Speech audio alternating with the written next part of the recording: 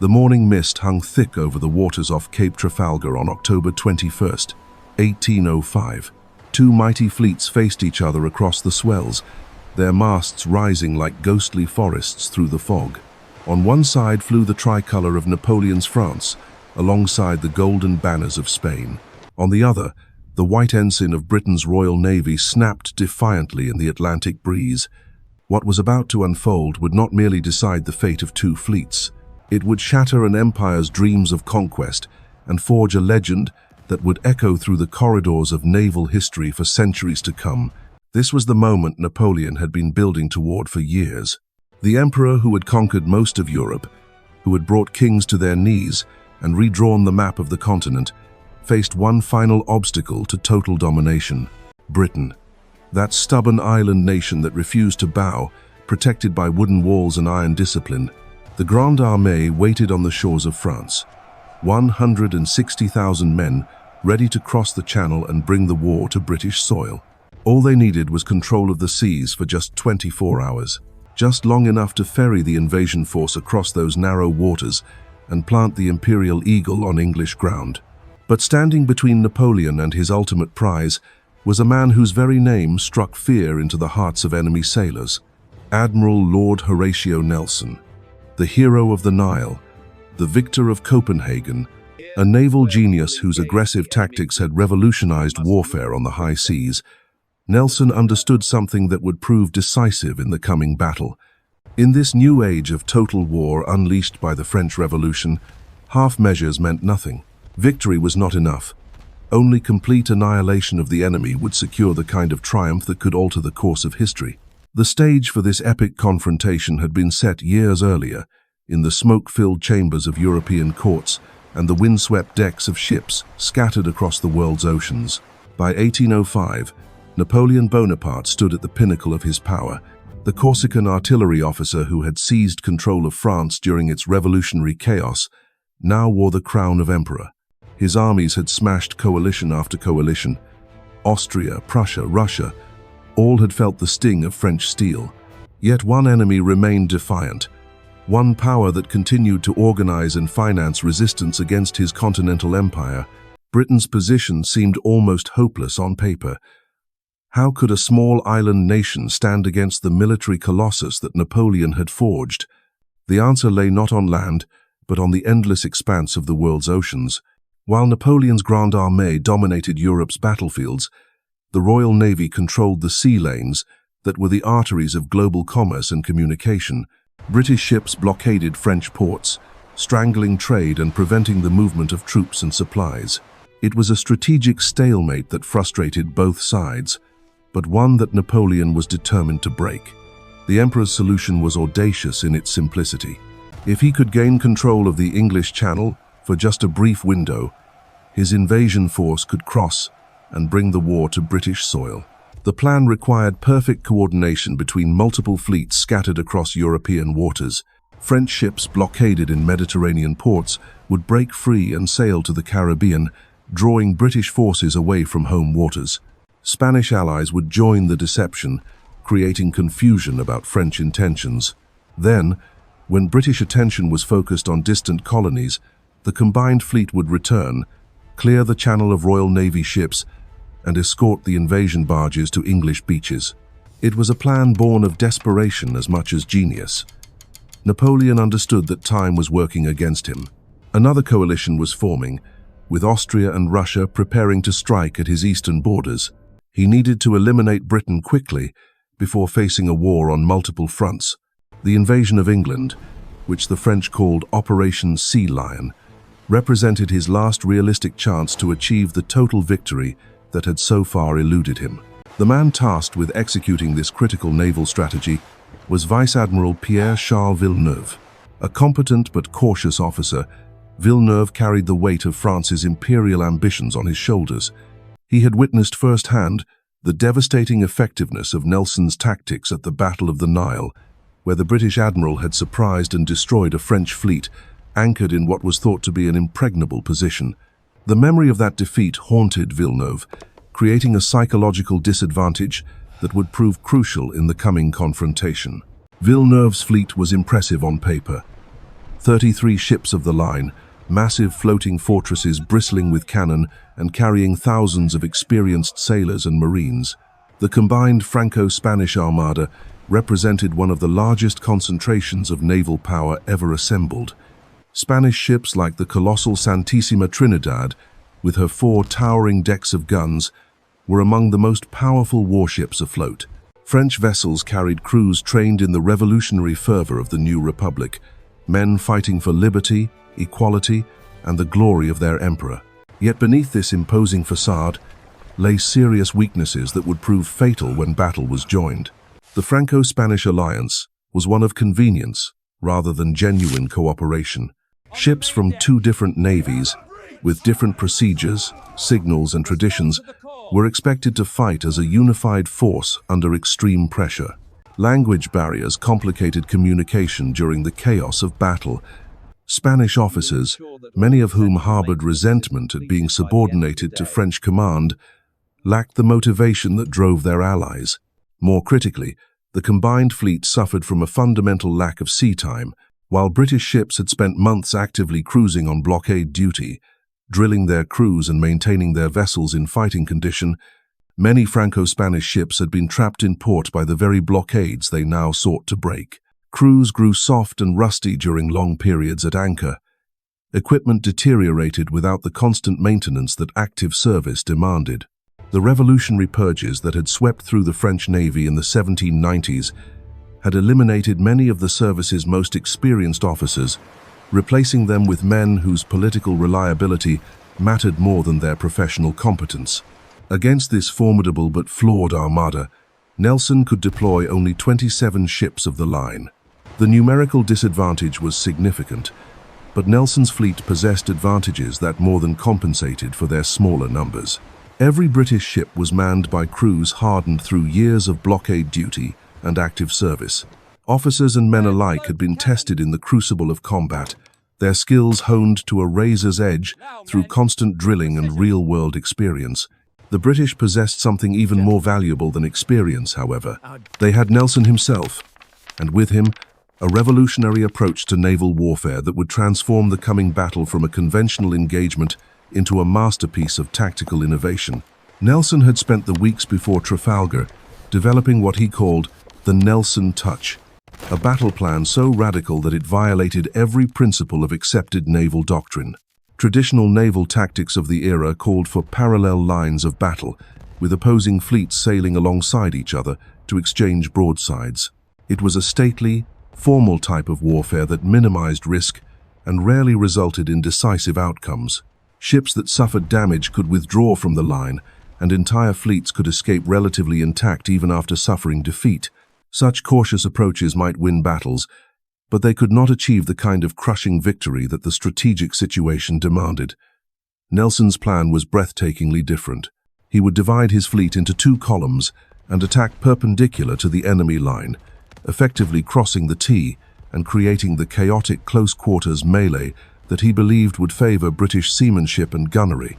The approach required tremendous courage from the leading ships, which would endure devastating fire as they closed with the enemy before being able to reply effectively.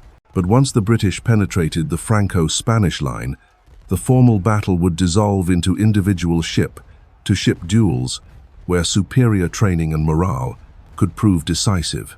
The plan was so unconventional that Nelson held dinner parties aboard his flagship to explain it to his captains. These gatherings became legendary in naval folklore, as the Admiral shared his vision with the band of brothers who would execute it.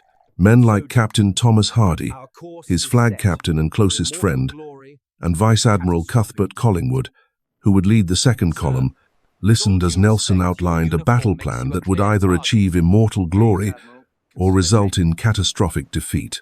The atmosphere aboard the British fleet in those final days before battle was electric with anticipation. Nelson's captains dispersed to their ships, carrying with them not just tactical instructions, but something far more powerful: absolute faith in their commander's genius. Word spread through the fleet like wildfire. The Admiral had devised something extraordinary, something that would catch the enemy completely off guard. Sailors who had served under Nelson before spoke in hushed, reverent tones of his previous victories, while newcomers listened with growing excitement to tales of impossible odds overcome through sheer audacity and skill. Meanwhile, Villeneuve's combined fleet struggled with the weight of its own contradictions. French sailors, raised on revolutionary ideals of equality and brotherhood, found themselves serving alongside Spanish crews who maintained the rigid hierarchies of the old monarchy. Communication between ships relied on a patchwork of signals and translations that worked adequately in calm conditions, but would prove disastrously inadequate in the heat of battle. The Spanish captains, many of whom were seasoned professionals, chafed under French command structure while questioning the wisdom of Napoleon's broader strategy. The psychological warfare had already begun, though neither fleet had yet fired a shot. Nelson's reputation brilliance at the Nile were its own right. Stories of his tactical preceded him like a weapon an entire French fleet, circulated through enemy he had appeared out of nowhere to destroy in ranks. His victory at Copenhagen, a blind eye to recall where he had literally turned signals and pressed home his attack, had become Villeneuve himself, carried the SC, the stuff of naval legend, witnessed firsthand how Nelson's unconnors of that earlier encounter, having conventional methods, could turn apparent defeat into crushing admiral-found victory. The French himself caught between impossible the British blockade and Napoleon's explicit orders to break pressures. Behind him laid clear the way for invasion. The Emperor's patience was wearing thin, and failure would mean disgrace, court-martial, or worse. Ahead lay Nelson's fleet, smaller in numbers but infinitely more dangerous in the hands of the master tactician. Villeneuve understood that he was sailing not just toward battle, but toward a confrontation with naval destiny itself. As October 21st dawned, both fleets prepared for the inevitable clash with rituals as old as warfare itself. British crews knelt on scrubbed decks while chaplains led morning prayers, their voices carrying across the water in hymns that spoke of duty, sacrifice, and divine protection. Gun crews checked and rechecked their weapons, ensuring that every cannon was properly loaded and aimed. Marines cleaned their muskets while sharpshooters climbed to fighting tops high above the deck, preparing for the deadly work of picking off enemy officers during the close action to come. Aboard the Franco-Spanish ships, preparations followed different traditions but served the same grim purpose. Surgeons laid out their instruments in makeshift operating theaters below decks, knowing they would soon be overwhelmed with the wounded and dying. Carpenters prepared plugs and patches to seal shot holes in the hull. Powder boys, some no more than children, carried cartridges from the magazines to the guns, their young faces pale with the magnitude of what was approaching. The wind that morning was light and variable, barely filling the massive sails of the ships of the line. This seemingly minor detail would prove crucial to the battle's development, as it meant that maneuvers would be slow and deliberate, rather than swift and decisive. Once committed to their courses, the fleets would have little opportunity to change position quickly. The die would be cast, and seamanship rather than speed would determine the outcome. Nelson's flagship Victory led the northern column, her distinctive black and yellow hull marking her as the most famous warship in the world. The Admiral himself paced the quarterdeck, resplendent in his full-dress uniform, complete with the glittering stars and ribbons of his various honors. His officers had pleaded with him to change into something less conspicuous, knowing that enemy marksmen would target such an obvious figure. But Nelson refused, declaring that there was no time for such considerations and that he would not hide his rank from either his own men or the enemy. The symbolism was profound and deliberate. Nelson understood that battles were won as much in the mind as with cannon and cutlass. His visible presence on deck, calmly walking among his men while enemy shot began to fall around the ship, would inspire his crews to extraordinary efforts while simultaneously demoralizing their opponents. It was a calculated risk that perfectly embodied his approach to warfare, bold, confident, and utterly committed to victory regardless of personal cost. As the fleets drew closer, the morning mist began to lift, revealing the full majesty of the opposing forces. 33 enemy ships stretched across the horizon in a line that seemed to go on forever. Their hulls gleamed with fresh paint and gilt-work, their ensigns snapped proudly in the breeze, and their gun ports gaped like hungry mouths ready to dev-range. Eat or whatever came within was a sight that might have daunted lesser men, But Nelson's captains felt only eager anticipation for the coming fight. The British approach was methodical and inexorable. The two columns advanced like spear points, aimed at the heart of the enemy formation. Collingwood's ships targeted the rear of the Franco-Spanish line, while Nelson himself aimed for the center where Villeneuve's flagship flew the Admiral's pennant. The geometry of the attack was simple but devastating, dividing the enemy fleet into 3 segments and preventing mutual support between the various parts of their line. Villeneuve watched the British approach with growing alarm. This was not how naval battles were supposed to unfold. Where were the careful maneuvers, the gradual closing of parallel lines, the formal exchange of broadsides that characterized proper fleet actions? Instead, Nelson was charging directly at his formation, like a cavalry officer leading a mounted charge. It was unprecedented, unorthodox, and utterly terrifying in its implications. The French admiral found himself facing the nightmare scenario that had haunted his dreams since the Nile. Once again, Nelson was rewriting the rules of naval warfare in real time. On its head, and turning accepted, doctrine forcing his opponents to react to a situation for which no textbook had prepared them. The psychological impact was immediate and devastating, as uncertainty rippled through the combined fleet's command structure. The first shots rang out at precisely 11:40 in the morning, as the massive guns of the Fougueux opened fire on Collingwood's Royal Sovereign. The sound rolled across the water like thunder, a deep booming that seemed to shake the very air itself.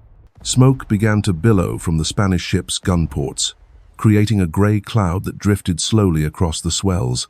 The battle for the fate of Europe had begun. Collingwood's response was swift and devastating. The Royal Sovereign had been built for this moment, her heavy guns loaded with double shot and aimed with the precision that only years of constant drill could achieve. When she replied to the Spanish fire, her broadside crashed into the enemy hull with such violence that the entire ship seemed to shudder under the impact. Timber flew in deadly splinters, and the screams of wounded men could be heard even above the roar of the guns. The sight of the Royal Sovereign breaking through the enemy line sent a surge of excitement through the British fleet. Here was proof that Nelson's unconventional tactics could work, that the seemingly suicidal approach of sailing directly into enemy fire would pay dividends once the line was penetrated. Ship after ship followed Collingwood's example, each captain eager to bring his vessel into the deadly embrace of close combat where British gunnery could prove its superiority. But it was Nelson's own advance that captured the imagination of every man in both fleets. The Victory, her massive hull painted in the distinctive black and yellow that made her instantly recognizable, sailed directly toward the center of the Franco-Spanish line with majestic deliberation. Enemy shot began to fall around her like deadly rain, sending up great columns of spray as cannonballs struck the water just short of their target. The range was closing steadily, and soon those same guns would find their mark. The psychological effect of the Victory's approach was electric. British sailors cheered from the rigging of nearby ships, their voices carrying across the water in wild celebration of their admiral's courage. Meanwhile, aboard the enemy vessels, a different emotion took hold. Here was Nelson himself, the demon of the seas, bearing down upon them with the same relentless determination that had shattered fleets at the Nile and Copenhagen. The very sight of his flagship seemed to drain the fighting spirit from men who had been ready to die for emperor and country just moments before. At precisely 11:50, with enemy fire beginning to strike his ship in earnest, Nelson ordered his most famous signal to be raised. The flags climbed slowly up the Victory's rigging, spelling out the message that would echo through British history for centuries to come. England expects that every man will do his duty. The words were simple, direct, and utterly compelling. They spoke not of glory or conquest, but of obligation and honor. Every sailor in the fleet understood the message perfectly. This was their moment, their test, their chance to prove worthy of the nation that had sent them to sea. The response was immediate and overwhelming. From every British ship came a roar of approval that seemed to drown out even the thunder of the guns. Men who had been tense with anticipation now felt the calm confidence that comes from knowing exactly what is expected and being prepared to deliver it. The signal had transformed 27 individual ships into a single weapon pointed at the heart of the enemy formation. Nelson's tactical genius was now fully revealed as the two British columns struck home simultaneously. The careful timing of the attack meant that Villeneuve's fleet was hit in two places at once, preventing him from concentrating his forces to meet either threat effectively. The rear of his line, where Collingwood's ships were already wreaking havoc, could not support the center where Nelson himself was about to strike. The formal battle line that had seemed so imposing just minutes earlier was already dissolving into chaos. The Victory's approach to the enemy line was a masterpiece of seamanship under fire. Captain Hardy, Nelson's closest friend and most trusted subordinate, conned the great ship through a storm of iron that would have unnerved lesser men. Shot after shot crashed into the Victory's hull, tearing away chunks of timber and rigging. The mizzenmast toppled with a thunderous crash, taking with it a tangle of sails and cordage. Men fell screaming to the deck as deadly splinters flew like arrows through the air. Yet through it all, Nelson remained on the quarterdeck, as calm and collected as if he were reviewing the fleet in Portsmouth Harbour. His presence was a beacon of confidence that steadied every man aboard. When nervous midshipmen looked to their admiral for reassurance, they found him studying the enemy line with the detached interest of a chess master contemplating his next move. His very demeanor suggested that the outcome was already decided, that this was merely the mechanical process of achieving an inevitable victory. The moment of breakthrough came with stunning suddenness. One instant the Victory was sailing toward what appeared to be an impenetrable wall of enemy ships, and the next she was through, her guns blazing into the stern of Villeneuve's flagship Bucentaure. The range was so close that the muzzle flashes singed the enemy's paintwork, and the double-shotted broadside that followed was devastating in its effect. The French flagship's stern gallery disintegrated in a shower of gilt and timber, and her gun decks were swept by a hurricane of iron that killed or wounded hundreds of men in seconds. The penetration of the enemy line created exactly the chaotic melee that Nelson had envisioned. Formal tactics became meaningless as ships found themselves surrounded by enemies, their captains forced to rely on initiative and seamanship rather than predetermined battle plans. This was where British superiority in training and experience could prove decisive, as crews who had spent years perfecting their craft under the harsh discipline of blockade duty now reaped the rewards of their professionalism. Ship after ship followed the Victory's example, each British vessel seeking to isolate and overwhelm individual enemy ships before they could receive support from their consorts. The Santa Ana found herself engaged by multiple British ships simultaneously, her crew fighting desperately to serve their guns, while enemy fire poured in from several directions at once. The massive Santísima Trinidad, pride of the Spanish Navy, became the target of a coordinated attack that saw 3 British ships converging on her like wolves bringing down a wounded stag.